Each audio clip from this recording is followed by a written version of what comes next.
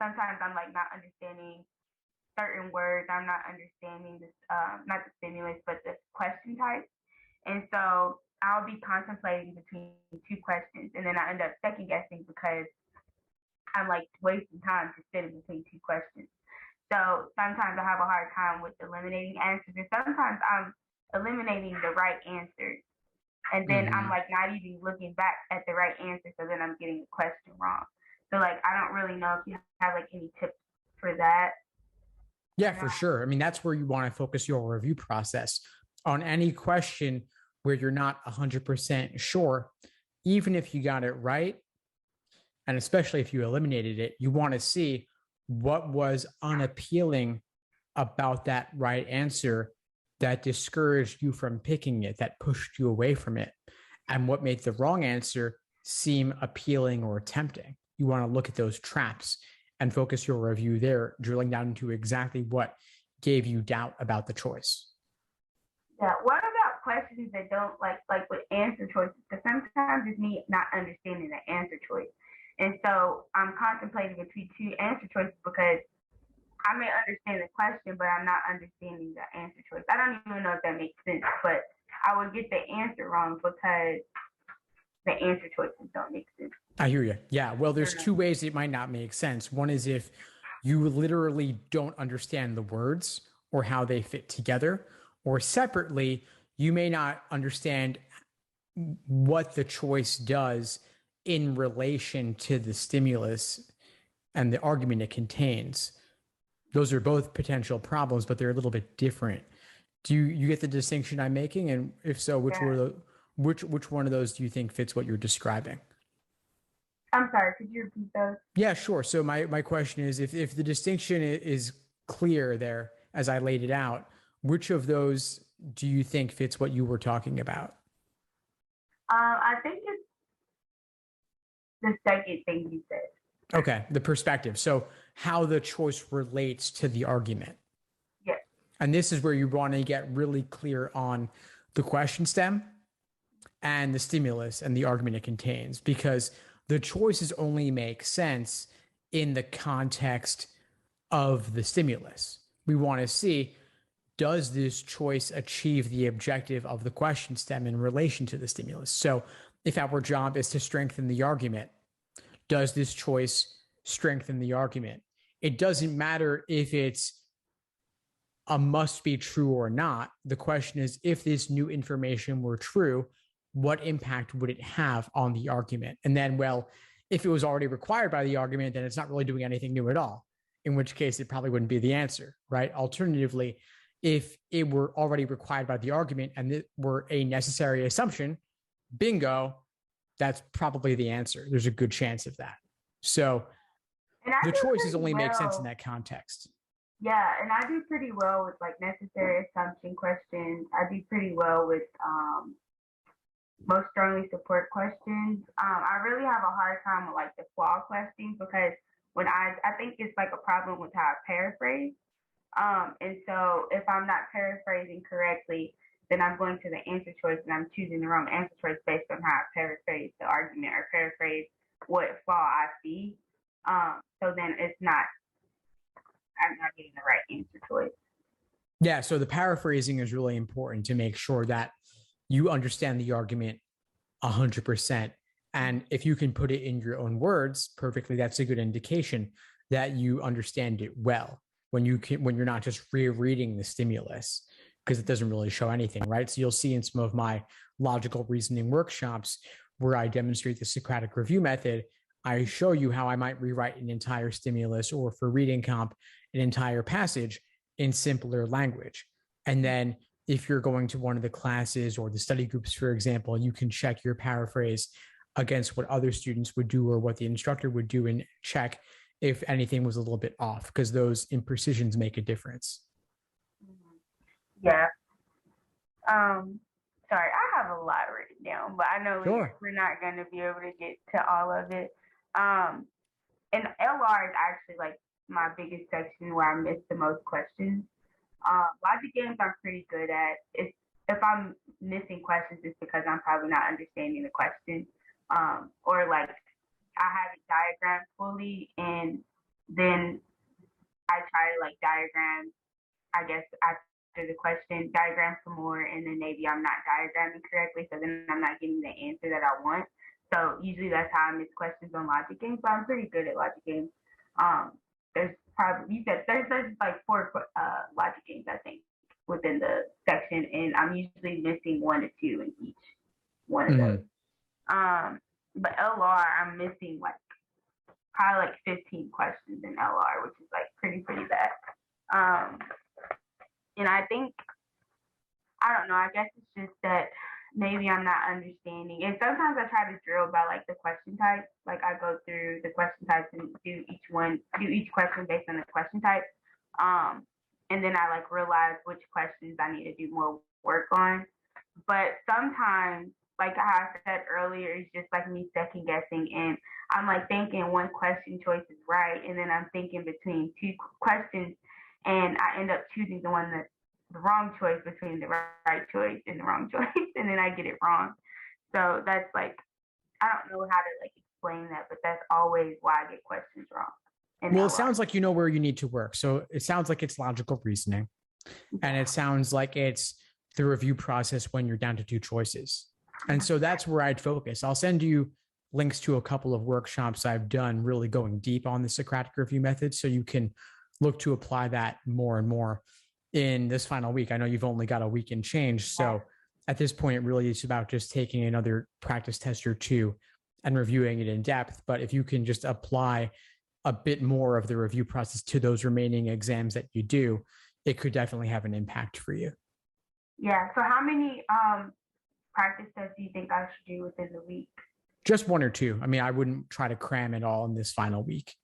Yeah. These practice tests are really just to, these practices are really just to do another couple of run throughs before test day. Yeah. Okay. And then, so some of the like words that I have a problem with sometimes, unless I think I usually see that in logic games, but that is like the biggest word that always confuses me. And so I looked at like I don't know if it was a workshop or if it was like in the foundational videos, but when you said that to categorize it as like not, if right? not, categorize it as if like not. That? I mean, the simplest way to translate it would be to reframe it as simply saying if not. If not. Yeah, that's it. Okay. I have to like drill that in my head, because that's like the biggest one where I get questions wrong and I don't ever understand it. And then I usually get questions wrong about like when there's questions such as like the complete and accurate list in logic games. So like if there was an answer choice that you would choose between all of the answer choices that would give you like all of the answers, like all of the, if you were to diagram it with one answer choice, it would give you all of the answers in a diagram. And I usually get that one wrong too. I don't know how to explain that type of question. But well, there's not really one general thing I could say about that logic games question type. We'd have to look at specific examples, and I do whenever those come up within the context of a game. You'll see that in the class recordings. But one important distinction is complete and accurate list of variables contained within a valid scenario, like for an orientation question, versus when they say complete and accurate list, any one of which could be on slot 3, for example. In that case, they're not saying that all of those would simultaneously be on slot 3. They're just saying any of those could be the one to fill in that gap. Yeah. Okay. And then I do also have another question. For me, like being like an overthinker and whatnot, I know like in some of your workshops you would say, and other people would say like to skip the difficult questions or skip the questions that's like taking more time. But I personally never do that, and I have a hard time doing that. Like I literally always go through every question as it is. And I think that like takes up more time because I'm just focusing on like the difficult questions and I'm trying to answer them. So I'm just taking up a lot of time. But do you have like any tips for that, or? Yeah, sure. So one thing I'll say is that it's okay to skip a difficult question and flag it and then come back to it later. The questions are already in a general order of difficulty, but there will be some that are wordy, or there will be some on topics that you don't like. There will be some of question types that you may not like as much. And so, I mean, personally, I'll skip at least 3 to 4 per logical reasoning section, just flag them and come back at the end because I don't want to deal with them in the moment. And I want to lock up those easier points too. So skipping it doesn't mean you're not going to do it at all. Mm-hmm. I also wouldn't want to feel like I was leaving anything behind, but if you move at a fast enough pace, you can still come back to those. And I think it's worth experimenting. If you're getting minus 15 on LR, there's plenty of room for improvement. It's worth trying out different techniques to see what might help you get some more points. Yeah, definitely. Thank you. I don't know how much time we have left. Yeah, sure. We've just got a couple more minutes, but if there's anything else you want to cover, we definitely can. I guess I can just ask, like, if there's any other tips you think I should know, like, what between, like, this last week that I had for test day and, like, this is, like, my third time taking it, like, because hopefully this is my last time taking it because I really don't want to take it again. But I guess if you have, like, any tips for that, for, like, a third time test taker, motivation or anything like that. Yeah, well, one thing I'll say is that the third time, it's not all resting on this one time. Like, this test will not make or break you, as you already know that you've retaken it before. You can retake it again. And I say that not to say that you'll need to, but rather to say that it's not all riding on Sunday. So Sunday is another opportunity, but you could still do it in February and still apply this cycle, and it would be totally fine. And know that all the work you've done up to this point does support you going into this new take. So it's not as if you've only started over between now and last time. It's ever since you began your LSAT prep journey from the beginning. All of those hours of work, all those questions you've done, they're all pulling together and they're all resting in your subconscious, ready to support you when you see a new question, and you can relate it back to one of those. And also know that for this final week, you don't need to try and cram everything in. It's not like you need to memorize everything. There's no one magic new thing you're going to learn that you're currently missing. It's more about just continuing to build on what you already have. Right. And then one last thing. So sorry. I saw, like, one of the workshops on, like, accuracy versus speed. With me, like, what's, like, the best tip you can give for someone who, like, if they focus on speed too much, then they miss questions more because they're not really, like, paying attention to questions. And then if you focus on accuracy, it's the timing aspect, because then you're wasting time sometimes. Like, for me personally, I waste a lot of time if I'm focusing more on accuracy than speed. And so even though I'm getting more answer choices right, I'm losing less time. I'm losing more time. It's a balance. It's a trade-off, speed versus accuracy. Mm-hmm. Unlimited time would obviously be great. Nobody gets unlimited time. But so I would just say that you've got to move at a fast enough pace where you're not letting yourself get bogged down by any one question. This relates to what I was saying before about skipping questions and flagging them, coming back later. So if you see that there's a question where you're investing time and you don't really feel like you're making headway, or you're reading it and the comprehension just isn't coming, that's fine. That's where you've got to cut your losses, make a conscious decision to pull yourself out of that question, flag it, move on to the next, and trust that you'll be able to come back later.